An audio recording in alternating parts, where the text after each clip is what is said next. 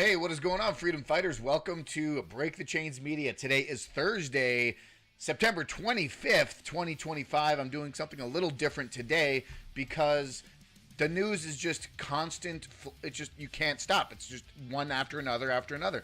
It's kind of crazy how we went from weeks of like what seemed to be a slow news day or a lackluster news day to now every single day is just insane story after craziness after I told you so's and prepare for civil war. And I mean, quite literally today we are going to be talking about Hegseth calling together the Department of War and an emergency meeting of like admirals and generals and all these people. So there is talks about that. We're also going to be talking about the strange occurrences and the things that they found around the UN summit. Apparently there was some statecraft going on, some spyware, some very strange goings on with that. We're going to talk about that. We are also going to hit on some very unfortunate but expected degeneracy and grifting that's going on in the Colorado gubernatorial race, and just honestly, like I'm gonna call it like it is because I'm sick and tired of seeing this particular person run his mouth and run his game, and it's just stupid. So we're gonna call out the grifter, and we're gonna also report on what no more than 2 weeks ago, sheriff from Weld County, Colorado, was calling out the fact that this failed policy of legislation that released criminals for their competency is this criminal that was released 2 weeks ago has now been caught and on campus, on the UNC campus, with a rifle in the dorms. So we're going to get into all that, and I wanted to just, not wait for the weekend to come through. I wanted to get it all out here and now. Folks, if you enjoy this earlier stream, hit that thumbs up button, follow the channel, share this with your friends and family. Let me know what you think Break the Chains Media should be showing up for. What time of day should Break the Chains Media be streaming? I'm leaning. We're kind of doing a off the cuff kind of thing because I am thinking about doing shorter form, quicker videos that are a little bit more digestible on top of these live streams. So I did want to basically kind of blend the two and see kind of where we are with all of this, because I wanted to make sure that information's getting out there, media is getting available to the public, as well as having the opportunity to talk about current issues and current stories. So I didn't want to wait it out. So with that being said, folks, appreciate you all being here, and comment in the chat. Let me know what you think, so we can have that conversation. But first things first, let's get into it here. I do want to bring up the website. BreakTheChains.media is the website, and you can find all of the information, all the articles, all the social medias. Support the channel. Go to Realm Walker Hot Sauce if you want to pick up a bottle of hot sauce. I've got 3 current flavors right now: Vanaheim, Muspelheim, and Asgard. I've got Ragnarok and Niflheim and Midgard in the works right now. So if you are interested in getting yourself a bottle of hot sauce, maybe for the Christmas season, holiday season coming up, or wanting to support the channel, this is your opportunity to do that with Realm Walker Hot Sauce. BreakTheChains.media, the official sponsor of the media stream. But yes, so we are going to jump right into it, folks. This here, I'm just going to read the report as it stands, as it comes out. So, Weld County Sheriff Ephraim Dabisa. Do you guys remember this gentleman from a few weeks back? Was released from custody because of the ridiculous level of the legislation that's being passed here in Colorado. So yesterday, the Weld County Sheriff's Office had to release this. Today, Ephraim Dabisa, 21, was arrested again by the Greeley Police Department with the help of Weld County Sheriff and the officer strike team. Dabisa was arrested on a warrant issued by the University of Northern Colorado Police alleging unlawful possession of a weapon on school grounds, which is a felony, and the trespass one of an inhabited dwelling, which is also a felony. So he was in a dorm in the University of Northern Colorado. I've got the article right here. Let's pull it up. Where is it? So, not this lady, but, yes, article right here. Was in the Arlington apartments and was in possession of a firearm. And due to past safety-related incidents, DeBisa has been banned from campus. So he wasn't even supposed to be there, but he was there. Not only was he there with a rifle. How ridiculous is this, okay? 2 weeks ago, law enforcement officials in Weld County held a news conference in which they said Colorado's mental competency laws forced them to release DeBisa from their custody after he was arrested for attempted second-degree murder. DeBisa was arrested in April by the Greeley Police Department on suspicion of criminal attempt to commit second-degree murder, first-degree assault with serious bodily injury, and engaging in a riot. Sheriff's office said he received additional charges from another incident later that month while in custody, including menacing with a weapon and first-degree burglary. But he was found not competent to stand trial because there were no services available at the Colorado Mental Health Center in Pueblo. He was released into the public earlier this month. Okay? How absolutely insane is this legislation, is this type of law? Okay? Yep, from the Greeley Tribune. And if I remember correctly, this person, the person in question, is actually an immigrant who was here, whether he was here for under illegal immigration status or maybe he has some residency. Who knows? But the fact is that this person is not really the person that should be benefiting with living with in the society. Excuse me, dog. I need you to be quiet. Couch, go. Couch, lay down. I've got the dog in here, so it's live stream. We're doing it with the dog. That's just how we do it here. But you know, he loves the pets. He just loves to be here. Oh yeah, you got to lay down though. What are you doing? Here, come here. Come say hi. Come say no. Okay. See. He wants to say hi. He wants to say hi. Everyone say hi. Say hi, yes. Everyone say hi to the pups. He just wants attention. It's all he wants. He just wants a little pets. Yes. His name is Ragnar. Ragnar, King of the Vikings. He's here. But yes. Gotta get the reports in, dog. Gotta lay down. Can you do that? Down. You gotta lay down though. Or you lay down or you're getting out. Lay down or you're getting out. Couch. Up. Stay. Alright, hopefully he'll stay. He's a good boy. He's a good boy though. Okay. We are jumping right back into it. The Greeley Tribune. I believe Ephraim DeBisa was a immigrant. That is what I was trying to mention. This person here. Booking photo, Weld County. So he's back in jail, folks. He is back in jail now. But this is the story here. Complex with a gun yesterday. He was charged with attempted murder back in April, but then released from jail 2 weeks ago because of mental competency laws. DeBisa was found not competent. The sheriff and DA in Weld County said they had to release him under the law because there was no treatment for him. This afternoon, a university spokesperson Isn't that wonderful? announced DeBisa was arrested again, this time for trespassing. He could also face gun charges for having a weapon on campus. Man, that lady's fucking lips they were insane. Jesus Christ. Sorry. But so that just goes to show you how ridiculous these laws are. Let me see here. I have some conversations in this chat here. So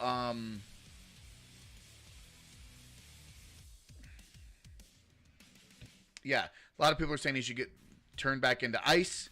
They will release him again as he has untreated but now he has a felony though. So the thing is, he has a felony now. I'm going to actually say that. He was arrested on felony charges. So hopefully wow, in real time, folks.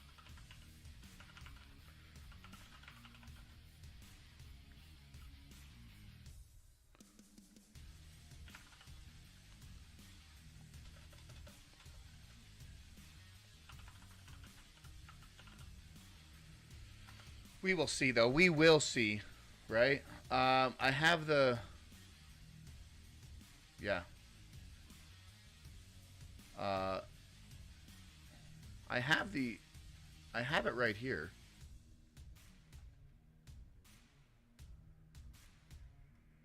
Where did I open up the actual... Oh, so this is the actual Weld County. I have to go to mine. Sorry. Go to my post. So the law is 24-1034. Thugs First legislation. Call sign Invisigodo was posted this. And the problem is that Republicans passed this as well as Democrats. Okay, so cross-reference votes with so-called Republican candidates for starters. Kirkmeyer joined some Dems in voting yes for this turd of a bill. Scott Bottoms voted no. Barb has some explaining to do, right? So yeah, it was SB or was it HB? HB 24-1034 was the competency law. Okay. Yeah. So and then we got this one here, another one here in Colorado that was released in the public, but that's we'll see if this one ever shows up again. But yeah, it's pretty disgusting, the state of affairs that we live in here in Colorado. So moving right along, folks. Where is it? Let's keep rolling. We're rolling right hard, right along. We are talking about Comey, James Comey. Let's see here. Where is it? U.S. prosecutor seeks indictment of former director James Comey in Virginia. So here's the thing, folks. They only got this photo looks terrible. Is this fucking photoshopped as fuck or what? Is this not photoshopped? That looks ridiculous. Yeah. So here's the thing, folks. They only have a few days left on the statute of limitations to get his indictment in. So they're going to try to hopefully get something really that can stick. The problem is what's going to really happen is it's just going to be this stupid back and forth. And quite honestly, what I think is going to happen is they're going to submit an indictment. They're going to bring him in for a hearing. He's going to be sworn in under oath. They're going to do this whole dog and pony show, but nothing's ever going to fucking really happen. It's all going to be a slap on the wrist. Some dumb shit is going to, like, the level in which we would like to see him be held accountable for is not even going to be close to the level in which they're actually going to follow through with. You know, this whole thing is just, it's going to be a show, in my opinion. I hope that it actually sticks, and I hope they actually not only go after Comey, but they go after McCabe, they go after Brennan, they go after all the judges that signed off on these illegal FISA warrants and these illegal filings. The whole system is corrupt, especially with the FBI director. All these people should be held accountable, and not just with a slap on the wrist. Give them the full extent of the law, okay? Prosecutors are expected to ask a grand jury to indict former FBI Director James Comey in the Eastern District of Virginia in the coming days. Two sources briefed the matter told Wednesday. The exact charges remain unclear, and it was uncertain whether a grand jury would return an indictment against one of Trump's longtime political antagonists. And that's the thing, folks. They're going to see it as a political rivalry or like a political persecution, right? A back and forth. Well, guess what, folks? I hate having to be the one that says it, but quite literally, the Democrats started it. The Democrats have started all of this. You want to talk back? You want to talk about FISAgate. Talk about releasing the memos. Talk about all this stuff back in the day of the Obama administration. Years and years ago, they had this corruption going on with not only with Obama and all of these people involved. Okay, years ago, before Trump was even president. Okay, but then as soon as Trump became president, they started weaponizing the DOJ, weaponizing the Soros attorney generals, weaponizing all these people that were put in positions of power, and then you get these different levels of corruption when it comes after the Letitia James story and the Alvin Bragg situation, and then you get Crossfire Hurricane, and then you get Russiagate. You get the Steele dossier. You get moment after moment, thing after thing, literally trumped up charges. Like it makes me feel like we're in a fucking simulation, because the linguistics and the language that goes into take place, like literally when you think about the term trumped up charges, and we are speaking to about quite literally Donald Trump. Like it's just such a wild like happenstance. You know what I mean? Like it's beyond the pale. But the Democrats are the ones who instigated all of this. The Democrats were the one who fabricated lies and deception, and then they employed their henchmen in these positions of power, whether it was Comey, whether it was McCabe, whether it was Christopher Steele. Was it Christopher Steele? I don't know. I get all the names mixed up, but you know who I'm talking about. You get all these different things, and then you get Comey. Criminal Comey. And then let's not forget his walk on the beach with the fucking seashells, right? It's fucking dumb. Ridiculous. And then so when we start having these conversations about Trump and having it be political persecution, no. The fucking Democrats were the ones pulling this game and playing political weaponization years before this Trump administration ever even did it. Okay? Trump was on the receiving end for years. And I hate being the one that has to sit here and defend Trump. I don't want to defend Trump in this situation. I don't want to, this whole conversation, the fact that the weaponization of the DOJ and the FBI and all this dossier, like I shouldn't have to be defending it. But listen, it isn't just Comey. The DOJ admitted to 4 out of 4 FISAs were illegal. They all knew and signed it anyways. The DOJ and the FBI approved FISAs for Yates, Bonnet, Comey, McCabe, and Rosenstein. Judges that approved these FISA investigations: Deary, Collier, Conway, Mossman. And then quoted from Andrew McCabe, no dossier, no FISA warrants. All of this is a conspiracy. It's all been a conspiracy for years, beyond the pale of Trump political persecution. Okay? They've been doing this for years. It's all been planned. It's all staged. The government has been weaponized against its political adversaries. And now the government has to respond in kind to these criminals. And I don't like seeing a highly weaponized federal government. I don't want to see the federal government go heavy-handed on whether it's states or positions of judicial power, whatever have you. I don't want to see a heavy-handed federal government. I would really like to see the federal government like take a step back and say, you know what, like we are.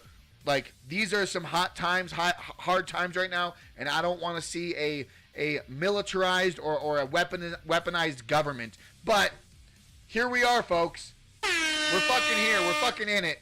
So, you know, I'm going to call it like it is. Yeah, so they are all corrupt. Every single one of them needs to be held accountable. Okay? So that was the Comey thing. We'll see what really happens. We'll see what really follows through with that. But I'm not holding my breath unless this all ties in with why did we find some U.S. Secret Service dismantles imminent telecommunications threat in New York tri-state area. I believe that there's a larger thing being played right now. Okay, not only are we seeing the violent uprising of these extremist terror cells in America, but we are also seeing an open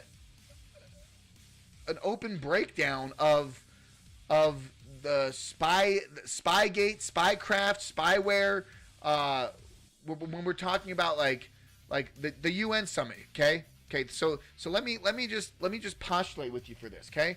The UN summit is happening right now, 2 weeks before Charlie Kirk just got assassinated, and now we're seeing all of this leftist extremist violence take place all over, okay?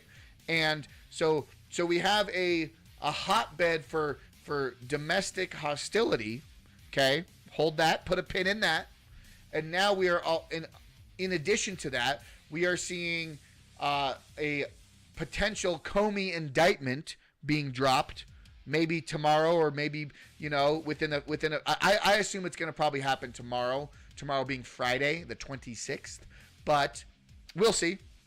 So that's that's on the table. And now we're also having Hegseth having an emergency meeting with admirals and generals in a few days. So that's happening. The UN meeting's happening.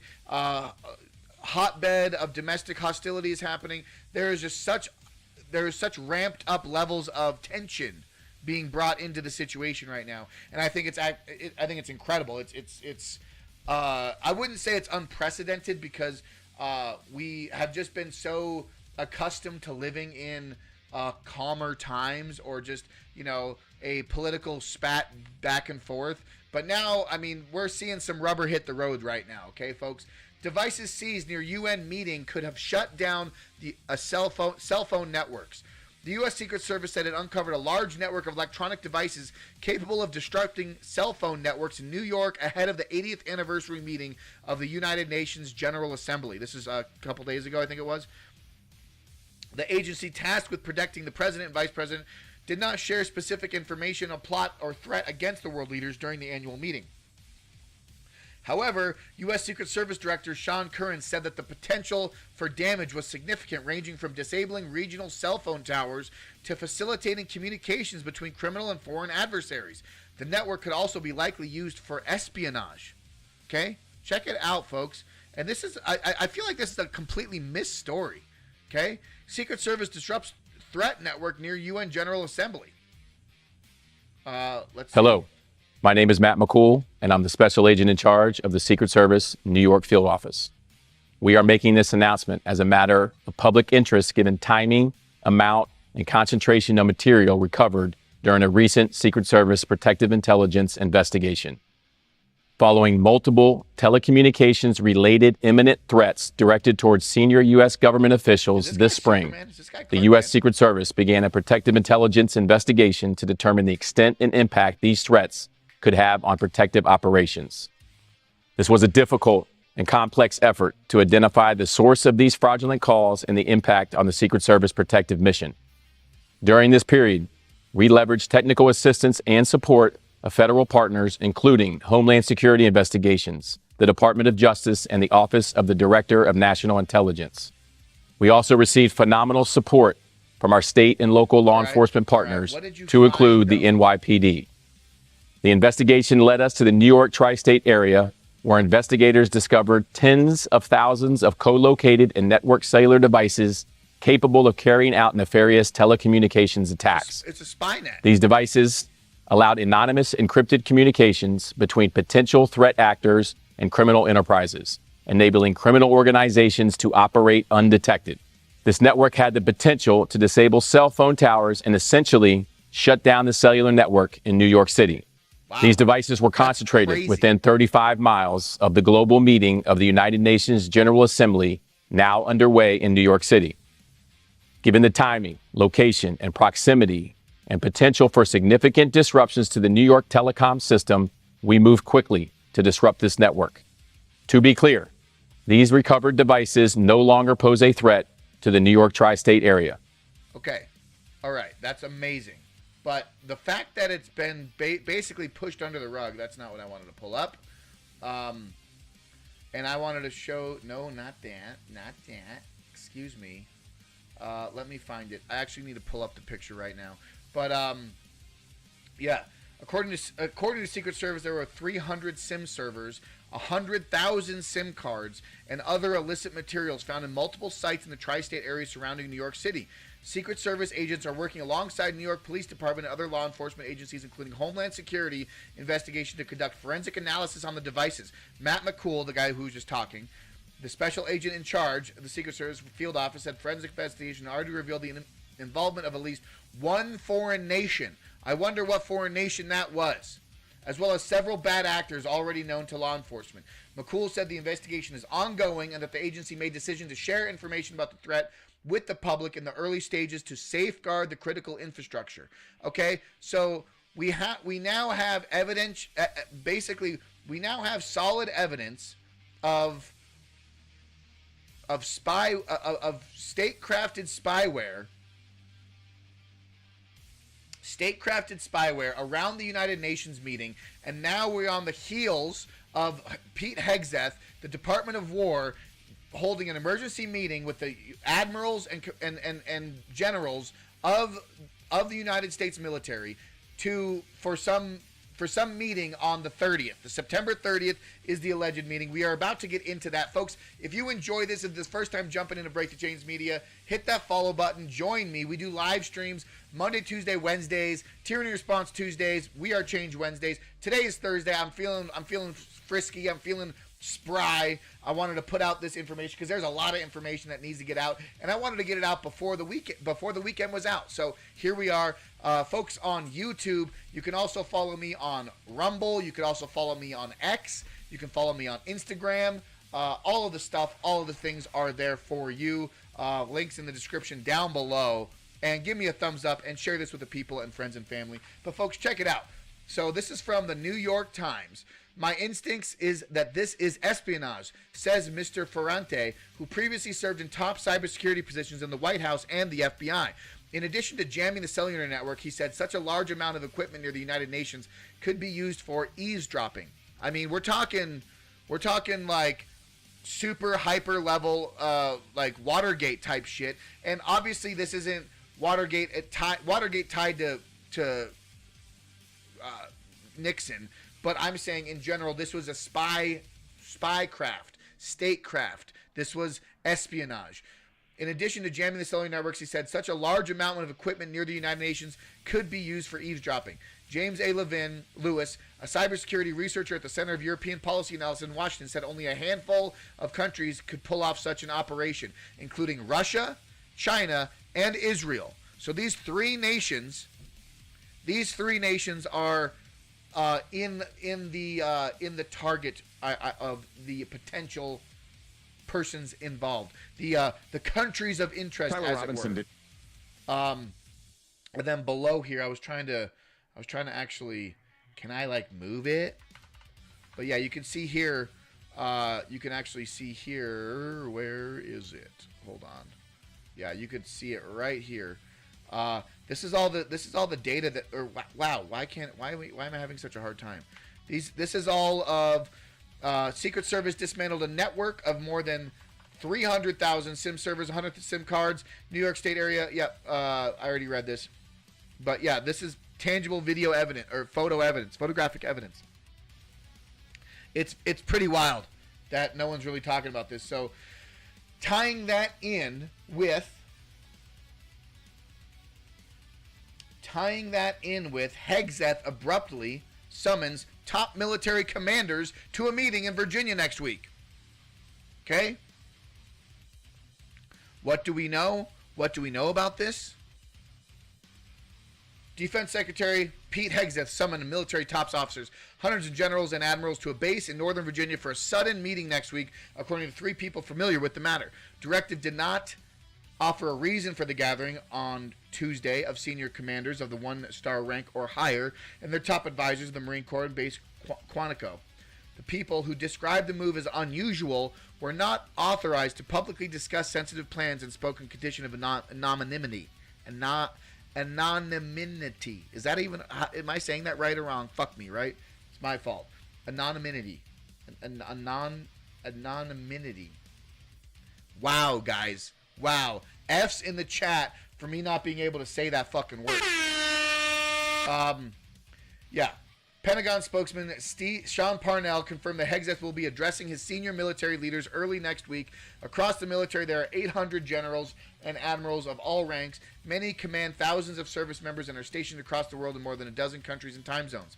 The meeting, first reported by the Washington Post, comes on the heels of several unusual and unexplained action that Hegseth has taken involving military leaders. Is it really unusual and unexplained when you think about the level in which we are dealing with right now? The fact that we are on such high alert domestically, the fact that we are dealing with so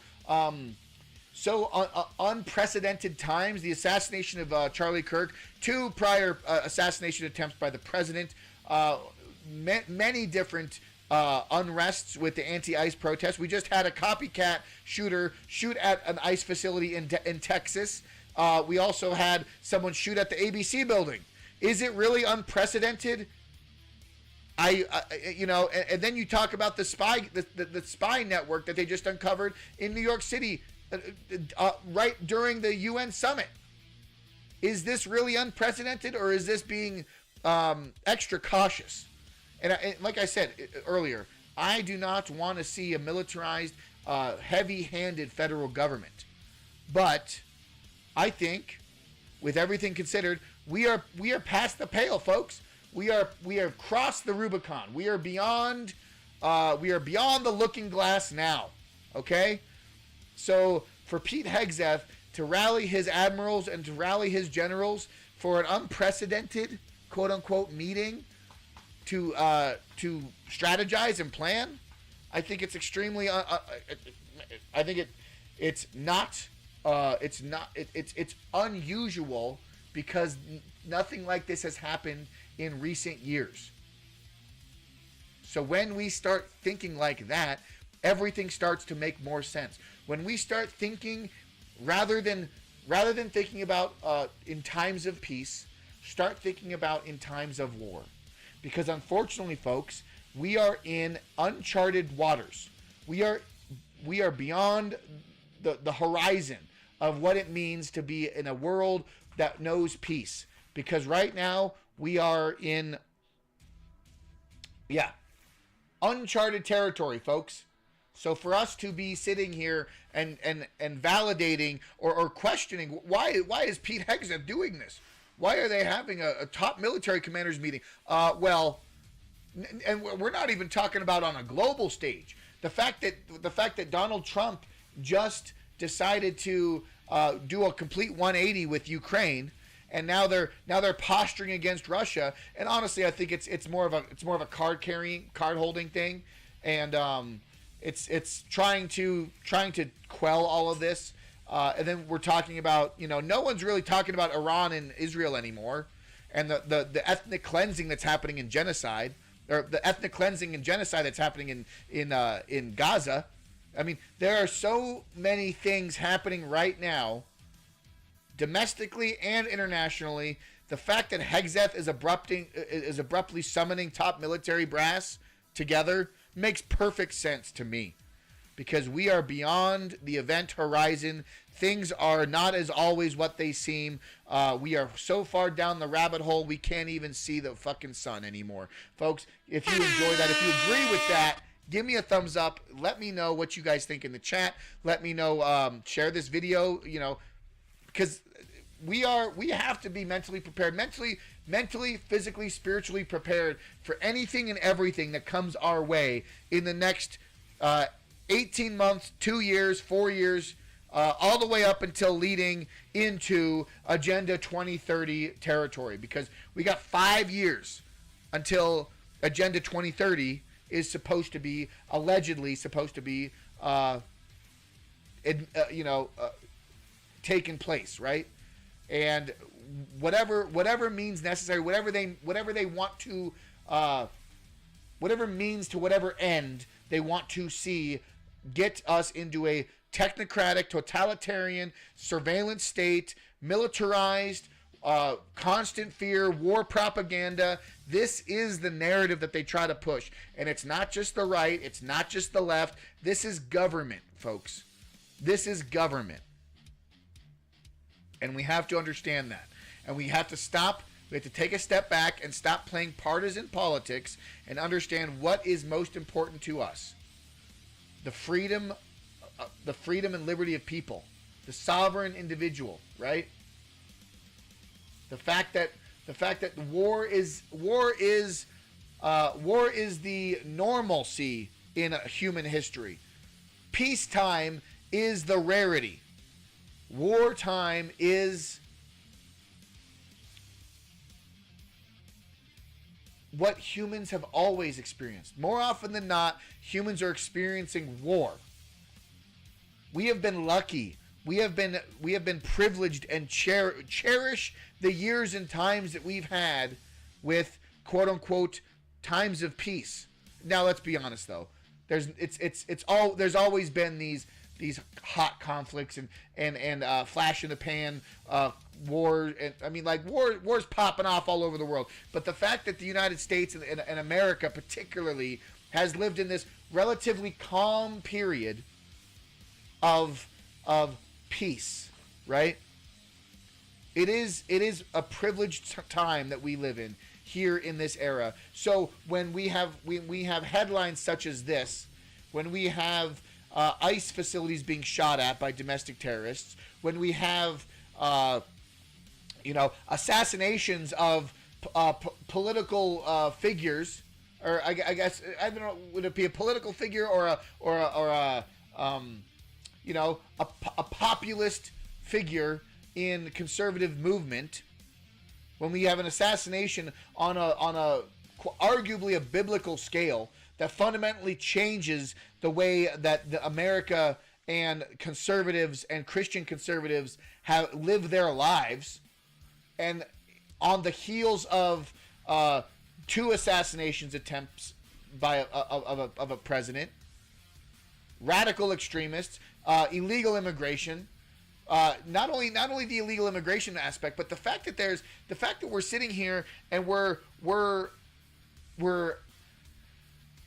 not even addressing the fact that we are being taken over on so many different fronts right now. Like the people in office, the people legislating, and the people pushing forward these extreme, ridiculous bills.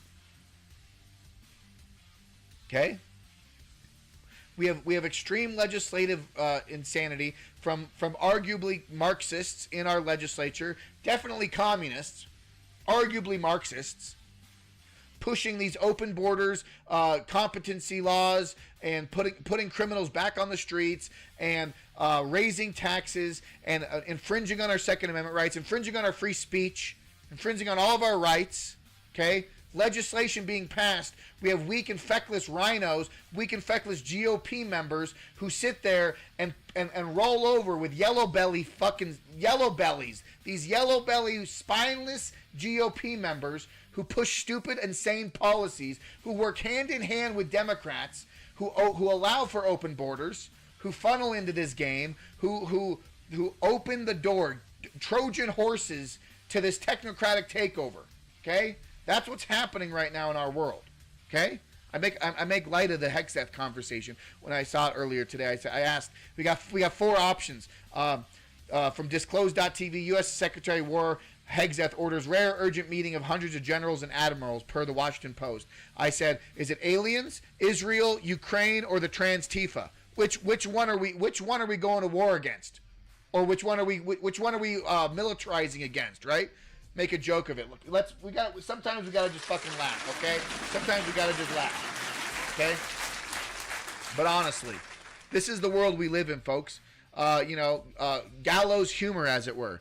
But when I speak about these people and these weak, spineless GOP members, okay, you got this goon running for not to mention we have about a dozen GOP gubernatorial candidates running for governor for the 2026 race here in Colorado. But one in particular, this brilliant-minded this wordsmith, this absolute high IQ individual, Joshua Griffin, on X as J Griff for CO. Okay. Let me just preface this. Let me paint this picture for you. Okay? Joshua Griffin, and he's had an interesting history here on X because he's blocked a lot of people, he's ruffled a lot of feathers, he's basically dug a lot of his political arguments himself. He's not very quick-witted, as it were, as responses, and his platform is questionable at best.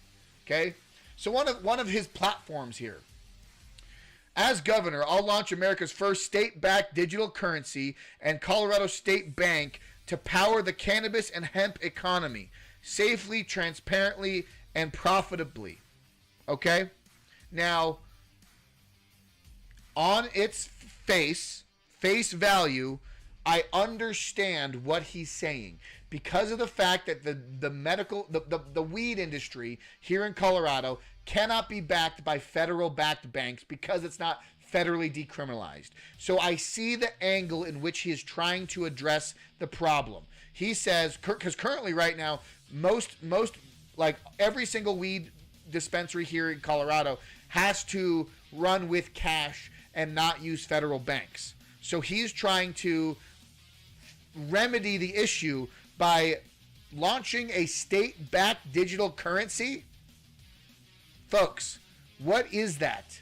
That's a central bank digital currency. That is a CBDC. We are 100% against state-ran and operated cryptocurrency banking infrastructure. I refuse that on its face 100% every day of the way. All the way. You can take that to the bank, pun in fucking intended. Okay? Take it to the bank with that fucking statement. Because I do not support central bank digital currencies. And that is exactly what this is. Okay? So, on that note, we've got someone here. He posted his response, and I'm out. Fuck you and your state-backed garbage. Don't vote for this loser.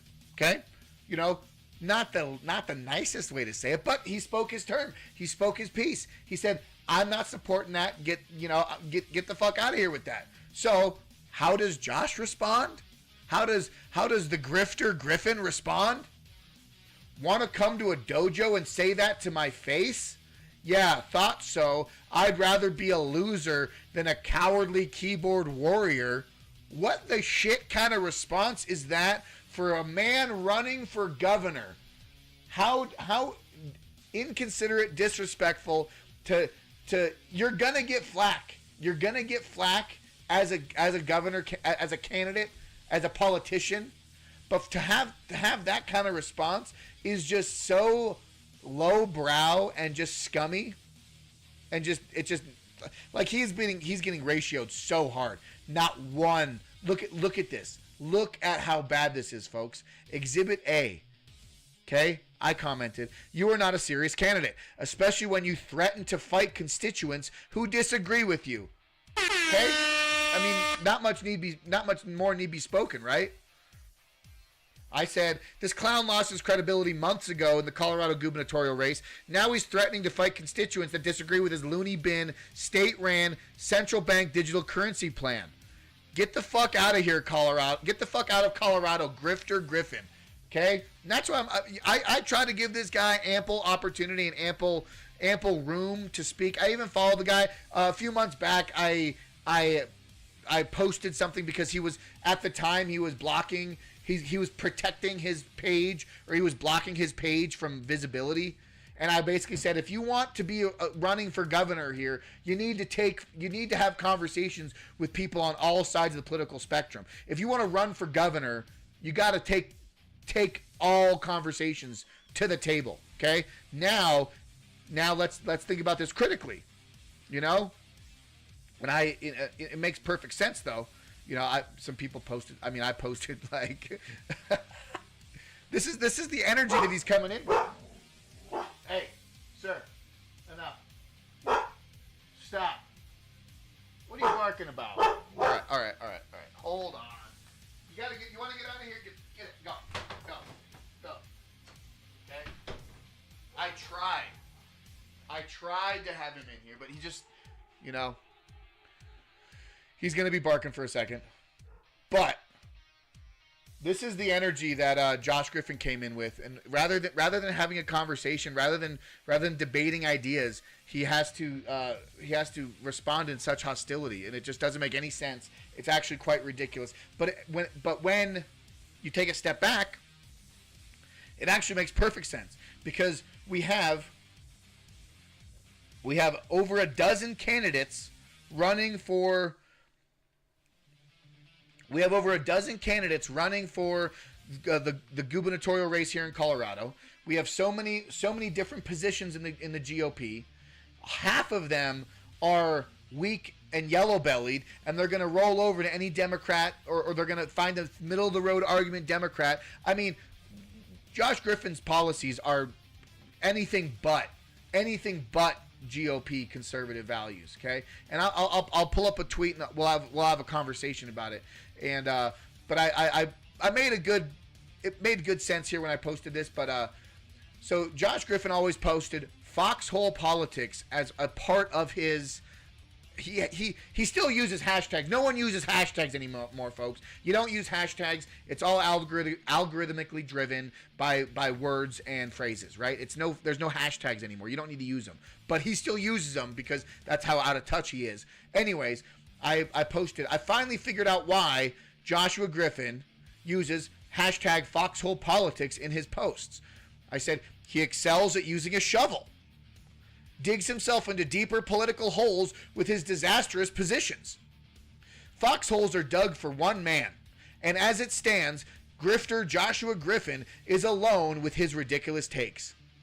And that's how I see it, and this is how, I mean, like, I'm gonna pull up one of, and let me know in the comments down below, let me know what you think, because he commented this, where is it? I saw this earlier. Okay, it makes absolutely no fucking sense when you think about real conservative values, constitutional republic conservative values. Okay, think about this. Colorado MAGA screams rhino at everyone else, but the irony is they're the real rhinos. Eisenhower built highways and backed FHA loans. Nixon created the EPA. Reagan raised taxes 11 times. Real Republicans believed in balance. MAGA traded it for rage and purity tests. So MAGA equals rhino. That's his logic, folks. Can you guys explain to me? Tell me you're a Democrat without telling me you're a Democrat, Josh. Tell me you're a Democrat without telling me you're a Democrat, Joshua Griffin. That's how I think of that. The fact that this guy thinks that balance is going to allow you to win the GOP. Fuck no, it isn't. Okay? You got to stand on hard principles and values.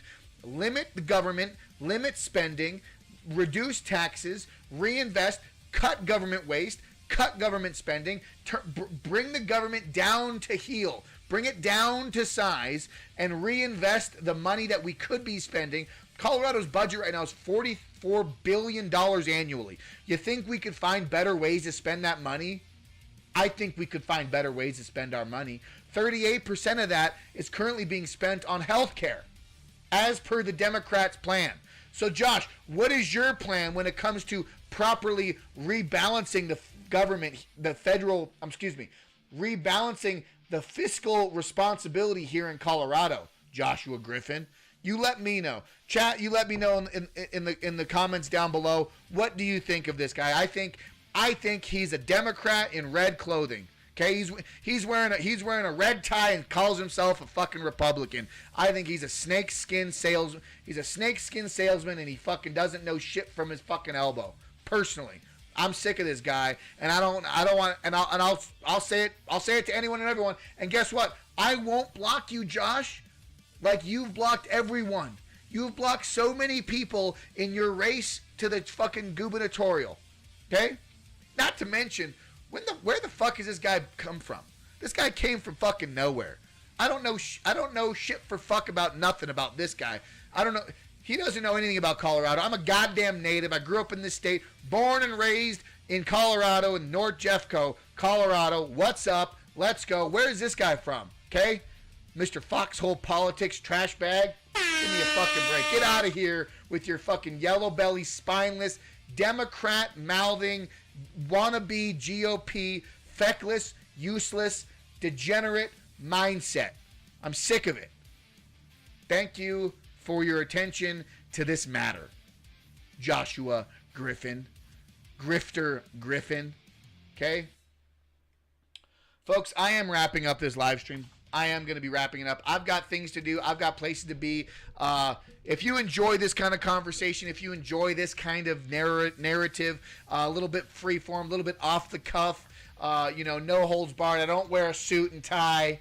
Okay, I'm honest. I'm real. I'm genuine. I'm passionate. I'm fired up. If you enjoy this, give me a thumbs up. Follow the channel. Be a part of the chain gang. Break the Chains Media. We do live streams Monday, Tuesday, Wednesdays. Tyranny Response Tuesdays. We Are Change Wednesdays. I'm feeling frisky on a Thursday, so I just might pop in more videos here and there, okay? I am going to be doing some shorter form videos, a little bit more digestible content. I am still going to be doing live streams, but as far as easy, maybe 8 to 10 minute, 15-minute videos that could be standalone videos. And I might even be opening up a second YouTube channel because YouTube is being YouTube, and it is what it is. But folks, let me see if we can raid anyone right now in Rumble, because that's what we're going to be doing right now. We are going to be doing a Rumble raid, and I'm going to see who we should be streaming, or who we could be dropping into on a live stream. So I want to let's raid Pop Culture Crisis. That's what we're going to do, folks. We are going to be raiding Pop Culture Crisis. That's exactly what we're going to be doing. I appreciate Pop Culture Crisis. I appreciate all they do, and we do the same kind of thing here. That's what we do. We everyone has a place in this media space, right? And we all can be a part of the change we wish to see in the world. That is why I continuously add my 2 cents to the conversation. Okay, that's what we should be doing. Always adding our 2 cents. So, folks, appreciate you all joining me on this Thursday. Let's be aware, folks. We are in unprecedented times. We are beyond the looking glass right now, and I want to make sure that everyone is aware that they want everyone under the control of the technocracy, under the boot, under the control state, under fear propaganda, fear. It happens so wildly, so vibrantly, constantly. Left, right, pull, partisan politics. We have to sometimes take a step back, break away from the fray, understand that heavy-handed federal government is not always the best thing, but at some points it is the necessary thing. So I don't support heavy-handed federal government, but when it comes push to shove, like sometimes it just has to be done. And right now we are beyond the pale. We are beyond the event horizon. We are beyond the looking glass. We are way far. We have surpassed Alice down the rabbit hole, folks.